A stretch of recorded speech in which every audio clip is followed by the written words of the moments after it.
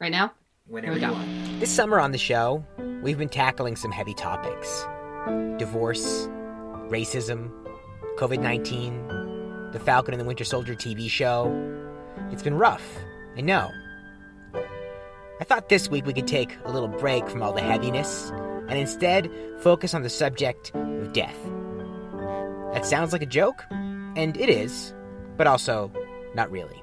My name is Marsha Filion. I'm the Executive Director of Hospice Help Foundation. So, my first question for you, Marsha, is what is a death cafe? Because it sounds like a cool band, but but I don't believe that it is. Well, you're close in that it is very cool.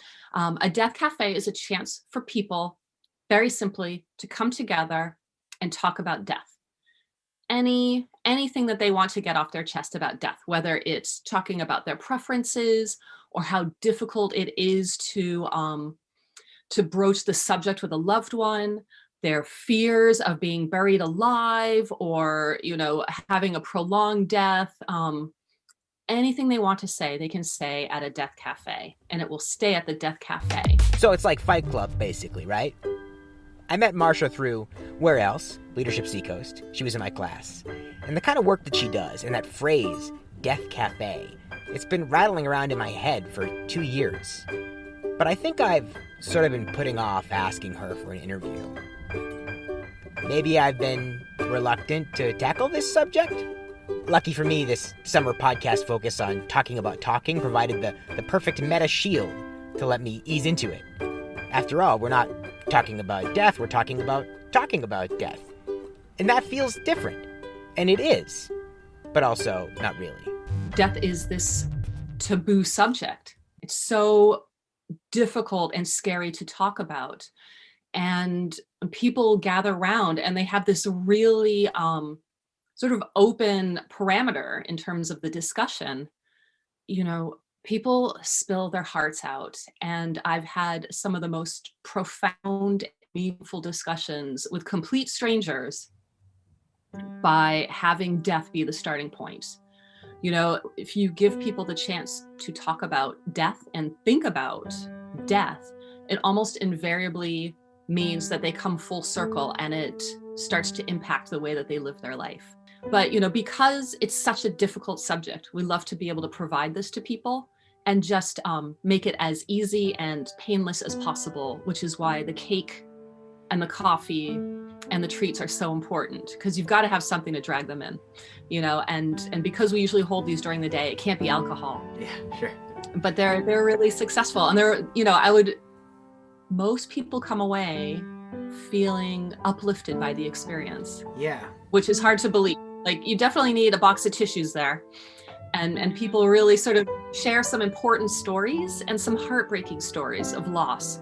But there is so much laughter. I think it's an important coping mechanism when dealing with a tough subject. Yeah, I think, first of all, the things that you describe, like the prolonged death and fear of death and all those things, those are all thoughts, right, that we have. And it's the kind of thought that you have and you push out immediately.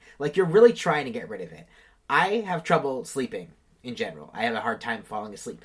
And sometimes I will be just distracted by recursive looping work thoughts, whatever. But other times you have these horrible intrusive thoughts that come into your head, all of your worst worries about the worst things that could happen to you and your loved ones, and you just push it out.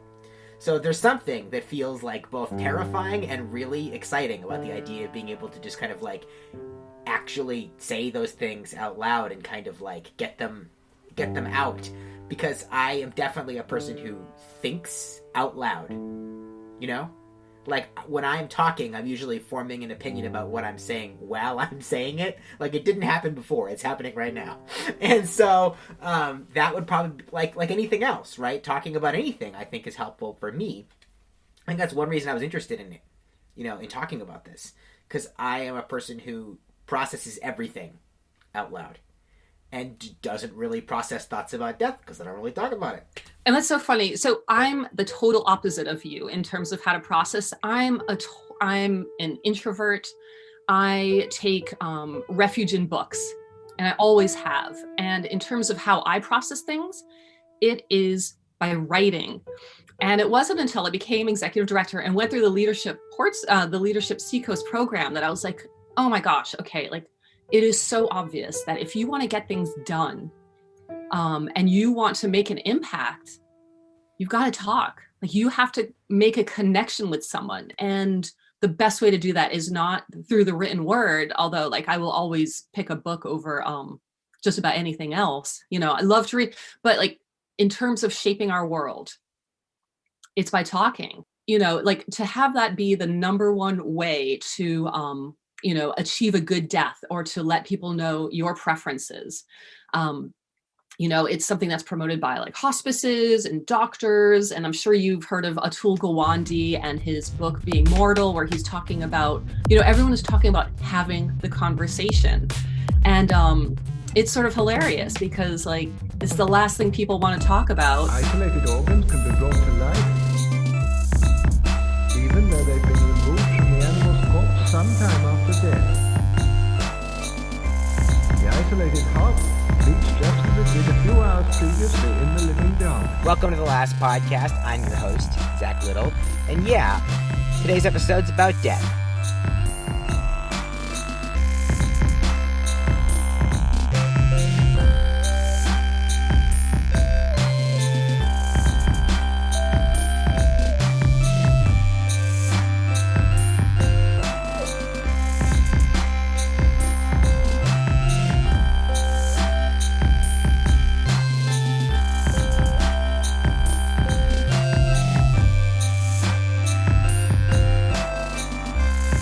I mean, I feel like Zoom conversations are an in-person conversation, really. I mean, it's not like I could be there and like hit you in the shoulder to sort of make my point. But I feel like, you know, we can sort of, it's not ideal, but it's better than being on the phone. Yeah. You can read expressions, you can, you know, we are still engaging in a meaningful way and more meaningful than if I sent you an email. Right. Yeah, people have definitely gotten used to the Zoom thing as being like a substitute for in-person. And it also like, it makes me think about Errol Morris, the documentarian, who has this really weird camera setup where he's actually pretty far away from you, but it looks like you're looking at him. And I wonder about that because it's like, you're looking at him, but you're not really looking at him. And if that kind of weird illusion is part of the reason that he gets people to be so... I mean, he gets people to admit to crimes and stuff, you know? Like, how did that happen? And if he was just sitting there, like, chair to chair, face to face, knees touching or something, would that be the same? Or is there, like, a different quality of intimacy to these kind of Zoom conversations? I don't know. That's a really interesting question. That's something I hadn't even considered. I don't know. I didn't know that about Errol Morris and that setup that he does. Yeah. But he has some of his documentaries, and they're just fascinating. Like I just sit there, sort of transfixed to the screen as this other person is telling their story, and I always wondered like how he got them to reveal so much. It's literally called like the Interatron or something, like his camera setup. But you know, like your point about Zoom being sort of a safe way to start having these difficult conversations is, I think, a valid one, because we can be as involved or as removed. We're surrounded by like our, you know, the safety of our home. And we can sort of go out and risk. And we don't have to drive halfway across New Hampshire to go to one of these meetings where you're at the mercy of the facilitator. You know, if you need to, you can just sort of press stop video or mute and take a little break if you're feeling like way outside of your comfort zone. I wonder if it has meant that we could have more of these discussions.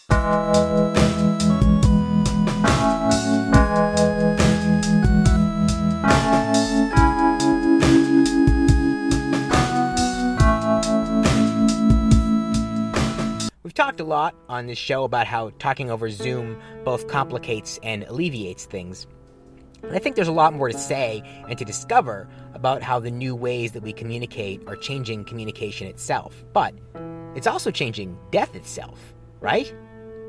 As I edit this interview, there's a controversy raging about Roadrunner, the new documentary about Anthony Bourdain, which, as it turns out, uses an AI program to recreate Bourdain's voice so he can be heard reading his own emails and maybe in other parts of the film just saying things he never actually said. The filmmaker, Morgan Neville, who I want to note that I have unfortunately previously praised for his work multiple times on this podcast, he's being sort of gleefully amoral about it. He's making jokes about ethics panels and that sort of thing, and maybe if this was the one transgression, he'd have a point.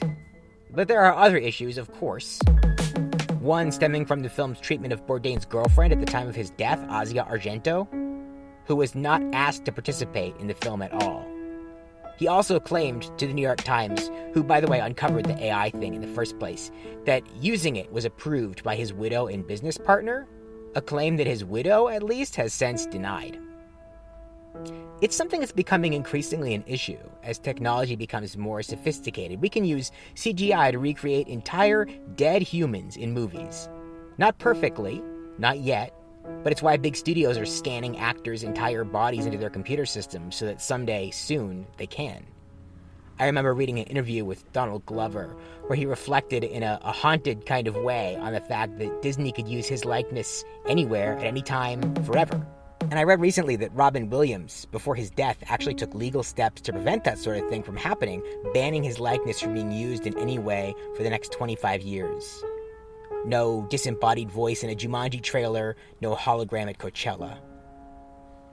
It's an anecdote that speaks to Williams' foresight and intelligence as much as it speaks to the horrors of the deepfake moment that we're living in.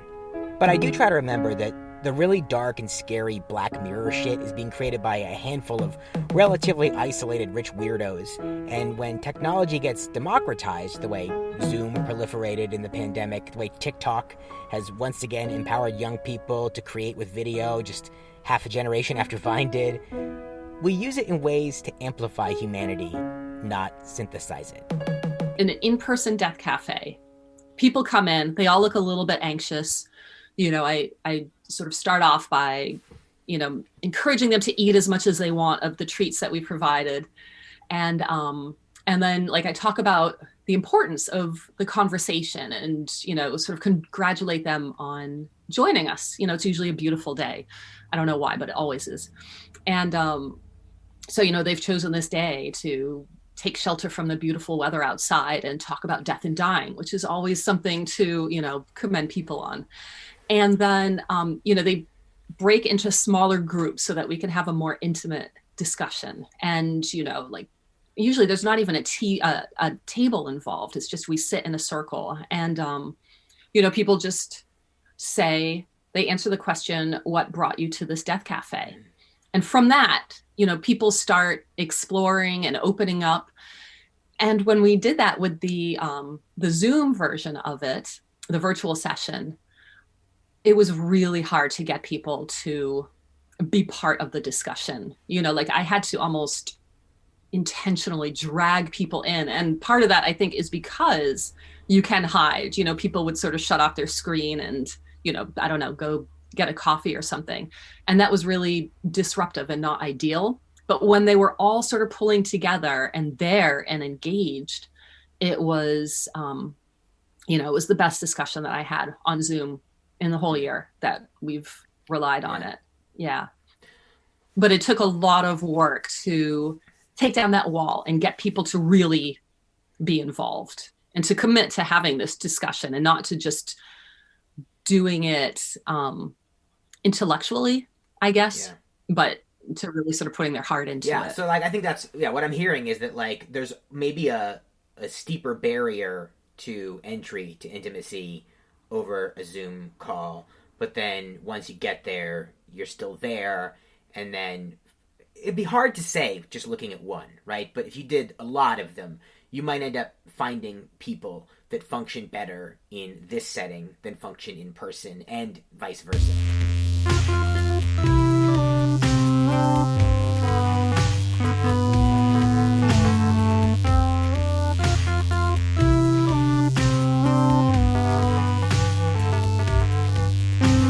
Majority of people who have a preference want to die at home. The minority of people end up dying at home. So there's a huge imbalance. So when you think about death, think about like, where do you want to spend your final days? What do you want to spend your final days doing? And the importance of these death cafes is to start thinking about that, and then make sure that you tell the people if you are incapacitated so that they can be your advocate. And so that they know, like your doctor, your family members, the person who you appoint as your healthcare proxy is going to need to know your preferences so that they can fight for you, because it might come down to that. You can fill out some forms, but those forms can get mislaid or forgotten in the frantic rush. You can make all the plans in the world, but if you don't communicate them with anybody, then it's all for nothing. And if you can have a good death, but you need to talk about it to make it happen. So it's great that you're here. And this is just an open forum. And so it's, nice to see you. Let's go around and talk about what brought you to this death cafe and why you want to talk about death and dying today. Well, I guess in my case, I'm interested in talking about death as, hey, Shosh, it's okay. Guard dog. I'm interested in talking about death. I think primarily because I was just interested in thinking about the efficacy of talking, right? That's what got me here. But now that we're here and we're talking about it, I do think it's very interesting that since having children, my feelings about like death in general are very different. Because I would say that I went from being a person who was primarily concerned about myself and my own safety to not really thinking about that very much anymore. And the biggest fear in my life is their injury or losing them. Like, that's the thing that... The idea of your own death, which is the scary thing when you are a young person, when you then have children, it stops being that scary. You're like, okay, well, yeah. And in terms of the question of, like, would you rather die at home or in a hospital, I would say it depends. Because it depends on the condition that I'm in. I read the George Saunders book, 10th of December. Have you read that book? No. Oh, it's good. There's a short story in it where there's a man who is dying of Alzheimer's, dementia, something like that, and is basically considering trying to commit suicide because he remembers what it was like to lose his father to the same disease and does not want to be like that for his children. Like, does not want to become this unrecognizable thing that his father became to him. And when I read that book, right, I was just mostly thinking about my own father, right, and how I don't really think that he would feel that way. Like, I feel like my father doesn't have a hard time showing, like, weakness or anything. So I thought, oh, yeah, this is not a perspective my father would take, right? But now that I'm a father, I think about that book and that story, and I think, like, oh, I totally get where that guy was coming from, right? Like, this idea that, like, you don't want to leave your children with a compromised or unusual or angry or upset version of yourself, right? So the most important thing then for me becomes, when I go, how do I do it in a way that it is, like, minimally traumatic for my children, And how much control over that do I have? I don't know. I don't know what it'll be. Yeah. I mean, that's really interesting. And I think a lot of people share that fear. I've talked to a lot of people who don't want their kids to see them when they are vulnerable and when they're declining, because they're worried that kids would find it too scary or sad, or as much as we talk about death, there's some bad smells, and it's sad, it's traumatic and scary for kids to see sometimes. But other people, so I'll tell you how I came to the whole talking about death business. Was that my mom was a hospice volunteer, and she loved it. It was her calling. And she did it for, I think, a decade before she was diagnosed with lung cancer. I was in England at the time, so I was getting this all over the phone. And she went in for a biopsy. Her lung collapsed. I was 7 months pregnant at the time, and they were pretty sure that she had limited time left. So I flew from England to the States to spend some time with her, possibly the last time together. I was like enormous, it looked like I had swallowed an anvil, and I was just sort of lumbering around. Like my first kid, when he was born, was like 9 pounds and 14 ounces or something ridiculous. So I was huge. And, we just tried to make the most of it. And we talked about death and dying because of her hospice training. She knew that this was a really important thing to do. And the long and the short of it is that she stayed on. I went back to England, gave birth, came back to spend the summer with her, and decided to sort of honor her by training to be a hospice nurse, a hospice volunteer. And so had a chance to really learn more about end-of-life preferences and the options and what hospice does to people, or how it can really help. And of course, having the importance of the conversation. And,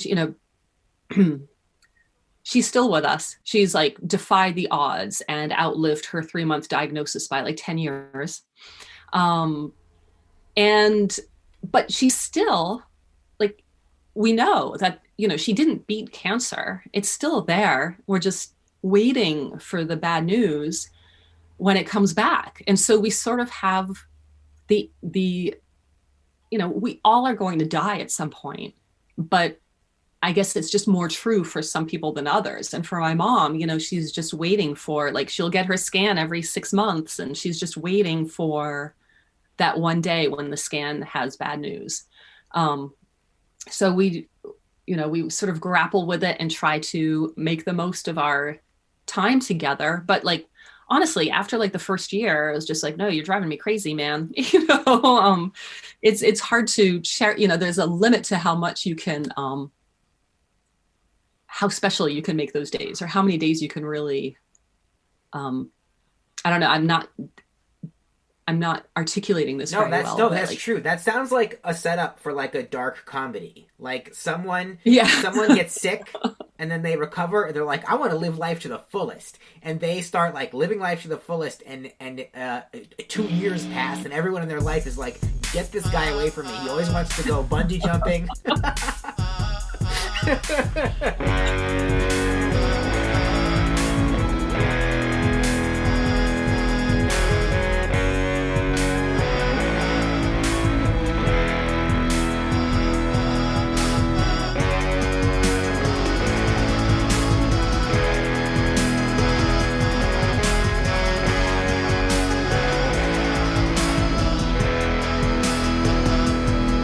My mom loves to come to the death cafes, which makes it a little bit awkward because I'll be like, yeah, I'm running this and this is my mom. And she's going to talk to you about how, like, depending on how she feels, she'll be like, I should be dead tomorrow. And, other times she's just like, live life to the fullest. Yeah, a wild card for the Death Cafe audience. Yeah. Oh, yeah. You never know. And that's true with all the death cafes. Like, you'll have people who just they're so cool. Like, I've had people who have talked about ghosts and how they can help ghosts sort of transition. I've had nuns come to the death cafes and talk about their perspective. Like, I'm a big nerd, and so I love the sort of anthropology behind it all, like how different the fears are. Some people are still worried about being buried alive. Most people are worried about being a burden on their children. Some people mutter darkly about taking things into their own hands to prevent that from happening. And, in terms of like Alzheimer's, this is a real fear. This is a fear of mine too. I don't want to, it's a question of quality of life. Like, I don't want to not be aware of the life that I'm experiencing. Right. And so, for me, like, I did a little bit of research and found this organization called Dignitas in Switzerland. And there you can just, you have to pay a bit of money, but you have you have it in your hands. You press a button at some point, and I think it's like a gas or a liquid that you have to drink. There's something like you just have to press a button, I'm pretty sure, and that's it.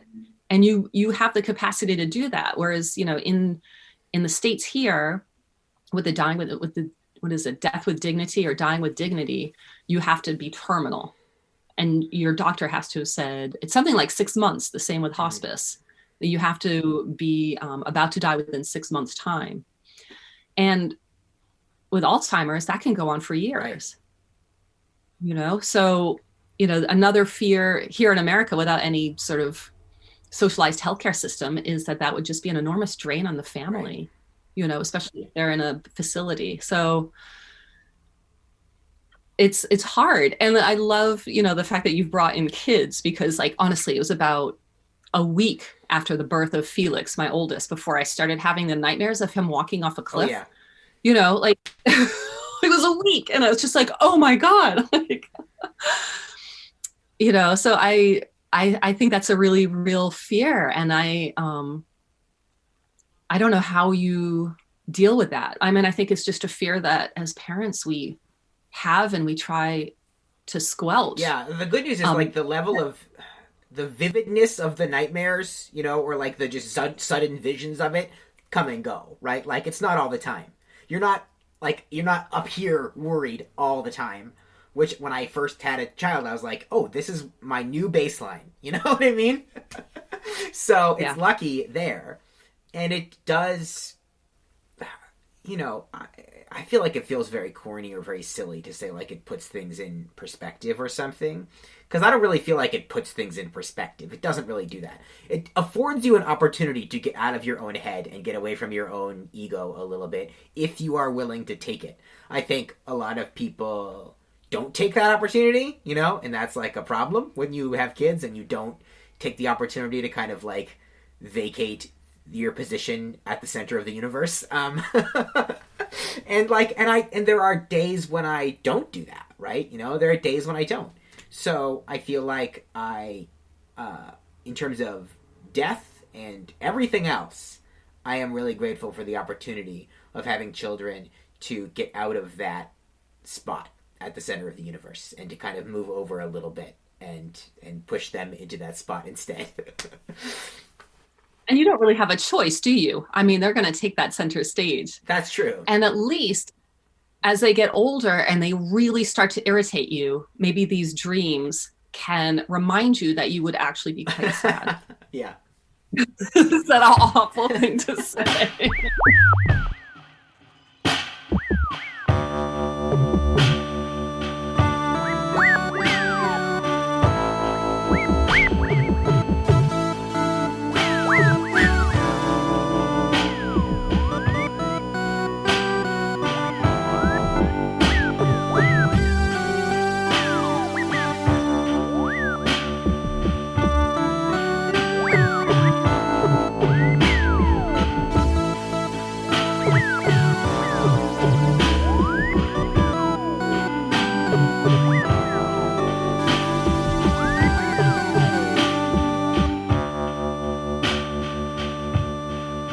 My boys are a little bit quieter, and I like, especially with Felix, my oldest, I really have to drag the information out of him. But like, what I love about them is just how different they are. Like, honestly, how can two creatures be so different from essentially the same gene pool? It blows my mind. And it's almost like they fill the gap. Like if one is really sporty, the other one's not going to be so interested in sports. If one is talkative, the other one's going to be quiet. And if one's being naughty, the other one will always be angelic. Always. It's like they're sociopaths and they just like figure out how to get onto your good side. Yeah. Yeah. And you'll notice that. Like for me, the worst is when they are older and they're having their temper tantrums. They're furious. And they can articulate why, and you don't have an answer, and you just sort of have to be like, oh, that does suck. You should be furious. I'm really sorry. Like you can't help. Well, hey, all the books I'm reading about how to talk to kids and stuff talk about how helpful that is. I'm lucky in that not only do I have small children, but a new focus area for work is early childhood development. So I read this stuff that applies to me, and then I also it's stuff I'm gonna have to kind of communicate through work too. But I was really appreciative of this idea that a lot of it is just hearing feelings, accepting the feelings as valid. In the case of younger kids, it's providing the words to describe the feelings. Because if you can describe the feelings in words, then you can see it. It's not totally in your head. It's this concept that you can look at and you can say anger. Okay, I get it. I get why I feel that way. And it's been so long since we were nonverbal or learning words that it's almost impossible to imagine, how would you feel if you were mad and you didn't know the word mad? Yeah, it's really fun to help them have the vocabulary to articulate that. When I was growing up, I was not in a household where we were encouraged to stand up for ourselves or talk engage in conversation. And it wasn't until I moved, I moved eventually to Oxford, England. And I will tell you, I learned more from my visits to the pubs by just talking to complete randos. It was just amazing. And you could learn how to have an argument, but not even, not fight, but just engage and disagree. And it could be fun. And it was just completely eye-opening to me. And so I really resolved to help our kids also have that ability to communicate, not have it be a scary thing or confrontational. It's funny how much of what we're saying right now too maps right onto the death conversation too, though. There are these things that at both parts of your life. In your case, a lot of what happened in your 30s. But that's still the beginning of your life.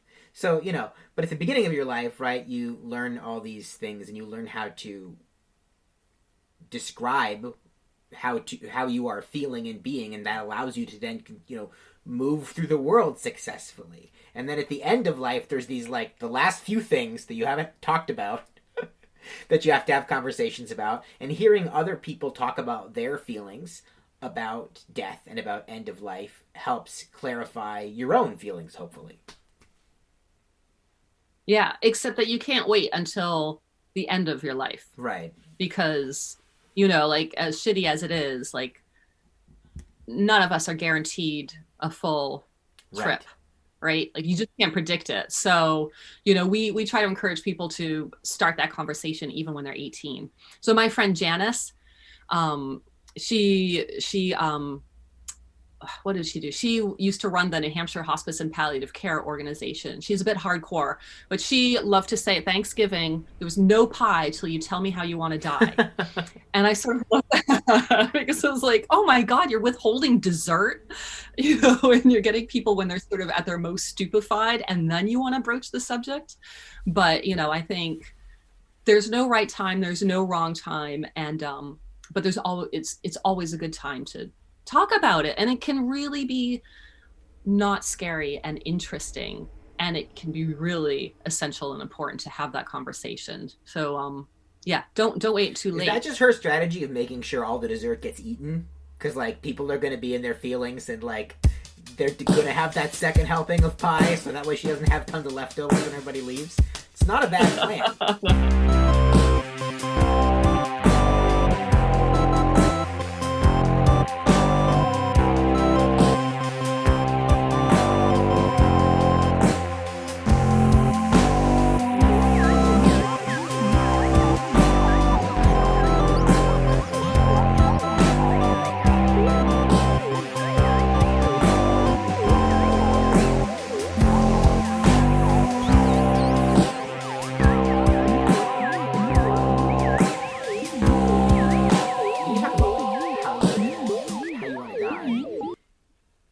Necessarily mean the manner in which you want to die, but all those circumstances.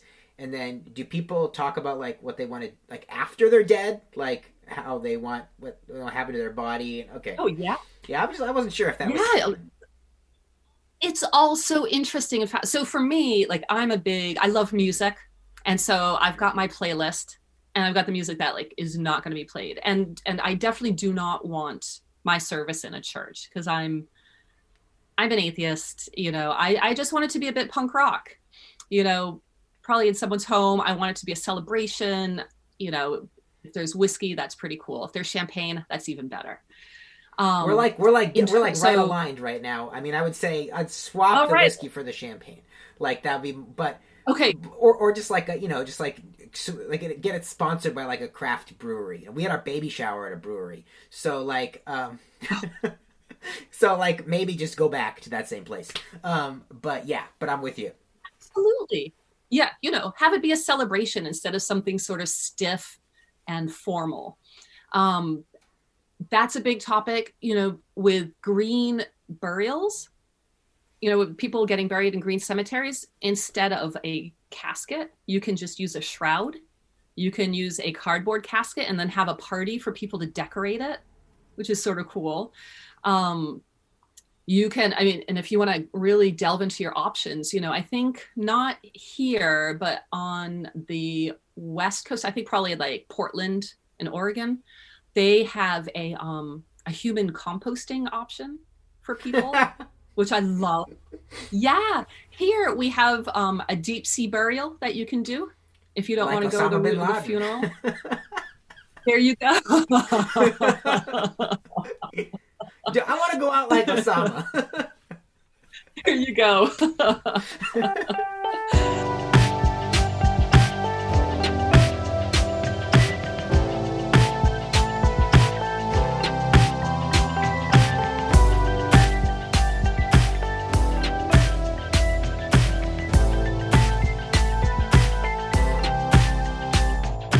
Okay, quick warning before we get to this next part. There is a fairly visceral description of the consequences of CPR on older adults coming up. I don't think it's anything you can't handle, but I just feel like it warranted a little heads up. You can actually have control, like even if it's as basic as the do not resuscitate, Right. which is less important for us because our bones can withstand the pressure of CPR. But like if you're 80, 90 years old, what they don't promote so much is that very few people actually survive the CPR. And most really elderly people, their bones just get absolutely crushed from it. So if you read firsthand accounts of people who are proponents of having this conversation and filling out that DNR form, it's people who have like either experienced it firsthand, pressing down and hearing the crunch of bones as they're trying to resuscitate somebody. Yeah, it's sort of graphic. So that's an important one to have maybe with your grandparents. But then in terms of, like when I was a kid, I don't know, everyone was like worried about dropping dead of a heart attack. I don't know if that like dates me, but like that was my big fear. It's like, I just don't want a heart attack. So just don't eat a lot of junk food. And my pit bear was like nice and round, like he always had powder on his nose. And for years later, I was just like, oh, the powder on your nose, like that's from a sugar donut, right? It wasn't, but it was for my grandfather. Like the powder nose reference. I always thought that was like a powder donut, like a sugar donut. But no, like he definitely dropped dead of the heart attack. But our deaths will not be like that, and they will probably, hopefully, in a way, be like a long series of declining. Like you've got like the chart of like, oh, look, I can see life going pretty well. And then you sort of have a drop, like a sudden drop because something happens, like whether you like fall and break a hip or whatever. And then you just have this long, steady decline. And some people want to put a stop to that, and like it was enough. Like if you reach that point, you probably don't want to have a pacemaker put in because that will just keep you alive artificially. If you are showing signs of Alzheimer's disease, you can decline to have a pacemaker put in because that will just extend things. So, but some people, even culturally, want to stay alive by any means necessary. And whether that means to be intubated and hooked up to a ventilator, or, spend your last weeks in an IC unit to keep you alive because, with the aid of machines, or if you want, to be surrounded by loved ones at home and, not have such invasive techniques and focus more on just managing the pain and going quietly and, with your loved ones by your side. I can imagine that how you feel about that probably can change too as you have exposure to, like, I've never stayed in a hospital overnight except for when my children were born. Like, I've never had that kind of situation where I was admitted to a hospital, for anything more than like a inpatient, outpatient procedure. So I don't really know what that's like. I've been lucky enough to have been in pretty good health for most of my life, so I don't really know what it's like to have a reduced quality of life. I don't know what any of that stuff is like yet. I think along the way in our lives, if we live our lives, I don't want to say the right way, but like if we're lucky, we get little sneak previews of stuff like that somewhere along the way. And that helps you have a sense. In the same way that going to funerals, you inevitably think about your own funeral, right? I go to I've been to like extremely Catholic funerals where I'm like, this is so weird, man. I'm so glad my parents got divorced in the 5th grade and we got excommunicated from the church because... That's great. My grandparents were Catholic as well, and like I felt like the Exorcist when I went for their funerals. Like I just felt like my skin was crawling. I didn't belong there. I wasn't standing at the right times or sitting, and I hear you. It's hard. At the time I was mad because I didn't get my confirmation. And I wanted, like, you get another name. You get to, like, pick another name. Like, you pick a name of a... Oh. It's like a second middle name. It's strange. What do you do with that name? Just becomes... You get an extra name, You get to be, like...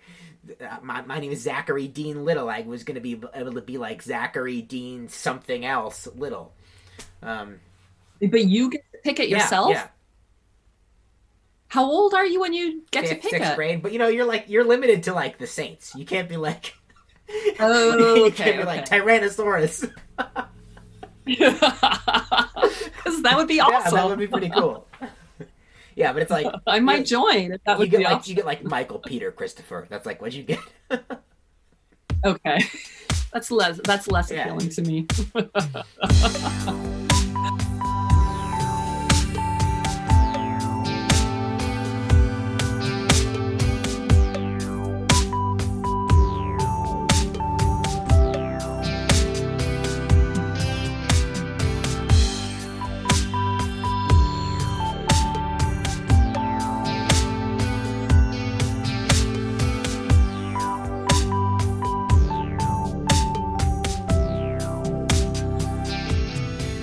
Here's my question for you about what's going on right now. Because in the world, we have just experienced, and are still experiencing, especially internationally, a mass death event. And it is a mass death event that took place over an incredibly long period of time in these, like, anesthetized circumstances where even, there's people we lost people in our family, not actually to COVID, but they died during this time. And it's like they just disappeared because there was no opportunity to do any kind of ceremony or recognition of their loss, of their death. It's like they just are gone. And that kind of thing has happened all over the world. Not only that, but there's this level of, and I think it's actually a symptom of what's happening, there's this level of denial about the reality of what's happening, where people who are dying of COVID don't accept that COVID is real, And I'm wondering what you think about, like, the state of our, like, national or global psyche coming out of this, and if there's anything we can do. People are predicting that there will be, a sort of a wave of PTSD because we haven't had closure, There have been so many people who have lost their loved ones and not been able to be there by their bedside during the pandemic. It's not happening so much anymore. But for me, that was the real horror show, was that, people were dying alone and, hooked up to these crazy machines and not, no closure for the family members, no chance to be there to comfort them. And that's extremely distressing. They have they've done studies to show that we aren't very good with death. And this is made really especially clear once the patient dies, because there are many, many instances where the family members will just be overwhelmed and they won't know what to do. And the hospital will be like, well, the funeral director will be here. They'll take the body away and they can cremate it. So, within a day, you go from losing a loved one to getting a little box of cremains. And that's, Grandpa Joe. And like, there's no chance to sort of process the death. And that's why, the home funeral movement is really picking up, because people think it is really important for people to be able to process this. And whether it's like the wake, where you go and you walk past the coffin and you see the person and you realize, oh my gosh, they really are dead. This is not them. This is just the body. We need a chance to process the loss instead of just having this sort of empty hole where they were. So, that's a really great question. I don't know what's going to happen. Like in the fall, we will have a session on grief and bereavement through the Portsmouth Public Library, where we'll have some experts talking about how to process grief and loss. And I know that hospices are doing this. This is part of the support that they're able to provide.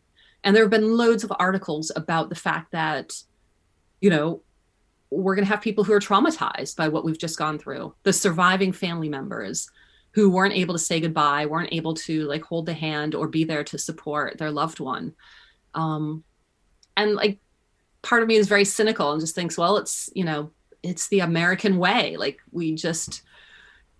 death can be unpleasant and icky and sad. And, like the funeral industry has sort of taken this role of just, whisking your loved one away and bringing back this beautifully coiffed, body in a beautiful coffin, and then they take care of the burial and we don't have to do anything. And it's, I don't know, like it's easy, but it's not natural, and it's not, it doesn't help with the grief. So hopefully what will happen is that, we have definitely seen an increase in the number of death cafes. Like last year at the start of the year, there had been about 6,000 death cafes worldwide that were registered through the Death Cafe website. And when I went to check a couple of months ago, it had gone up to 12,000. So I know that there's a movement to talk about death and loss and what to do about, how to help think about it and process it and not be alone. But, we don't have a lot of support for people in general on that front. And it is a global thing. It's a global problem. I don't know if you heard, this is really sort of dark and macabre, but in India, where the Ganges play a really important role in end of life, like you had a lot of people with funeral pyres near the riverbanks of Ganges. They have, I think it's like up to hundreds of bodies are washing ashore from people they've run out of places to burn the bodies. And so they're just dumping them in the river. Wow. Yeah. So, that's a great question. I don't know if there are any answers. I wonder if, you talk about this, the rise in death cafes and everything. I wonder if what the short term, I don't know, but if the long term effect of this is that the inability to process these deaths will sort of create a generation of people who's much more mindful about processing death, Like, I already know for a fact that, like, we're going to be the one, our kids are going to make fun of us for using hand sanitizer and sanitizing stuff all the time. Like, that's going to be, you know what I mean? Like, my kids are going to make fun of me for wearing a mask to the grocery store in 20 years from now, but I'm going to do it. Like, We'll be right there with you. So it's just like but that'll be, so that's one part of our, like, the legacy of this, right, is the way it will live in us and our weird habits forever. But then maybe the more positive way it will live on is this, like almost an eagerness to process it. Like, we gotta talk about it because you don't know what's gonna happen next. You know what I mean? Like everything else, we're gonna be people who, like, we have to see our friends right now because you don't know what's gonna happen a month from now, and we'll be able to see them for a year and a half. So everybody's coming to the party. All right, well, that's today's episode. Thank you for listening. Thank you to Marsha for talking to me. Thank you to Morgan Little for helping me pick out a couple of the death songs that I covered throughout this episode. And thank you to Lori Waltz Gagnon for bringing me into what I am sure feels like an actual cult to outsiders, Leadership Seacoast. I actually just got to go talk to the class of 2021 to give them a truncated version of the story of how I got involved in my town's stormwater committee. It was really fun, and I was only a little intimidated by the fact that I was on a panel with 3 way more experienced and dedicated public servants. If you want the longer story of how the whole stormwater thing happened, there's an episode of this show called A Balanced System that you can listen to if you like. I'm still really proud of that one. My current status on my town's stormwater committee is actually kind of in question right now because they have resumed in-person meetings, can't attend via Zoom, and I'm a little reluctant to hang out in the cramped, old, poorly ventilated municipal conference room with strangers, and am honestly kind of morally unsure about participating in a system that requires it. But, that's probably a story for another day. This is the conclusion of the talk episodes, by the way. I feel like we've covered what I wanted to cover with talking about talking. We'll be back soon with a really interesting conversation that I had with a guy named Brian Murphy, an architect from a pretty progressive and interesting firm called Placework. If you want to do any pre-show research, I would really recommend their website, which is at placework.studio. Okay, that's it. Have a nice week.